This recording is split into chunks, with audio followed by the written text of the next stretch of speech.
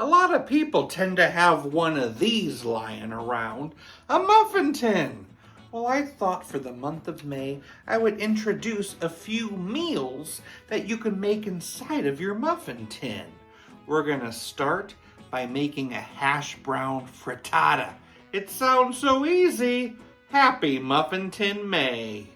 Grab a bag of shredded hash browns. We're gonna need a couple cups. I've got a cup of cherry tomatoes that I cut in half. I'll add those. And a cup of cheddar cheese. You need 8 eggs blended and mixed into that mix. Season to your liking.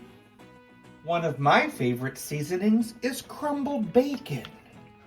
And fill up those muffin tin cups. And I'm gonna cook these at 350 until the eggs are set, maybe about 15 minutes. I actually let them cook for about 30 minutes, and then I let them sit for 5 minutes. Let's try it. Nice and handheld. Still quite warm. But tasty. I love the flavors in there. And there's tomatoes in there too. It's a wonderful handheld breakfast that you can make at home. I love a muffin tin. Have a great day. I'll give it a 6.9 out of 10. Where does a general put his armies? In his sleeveys.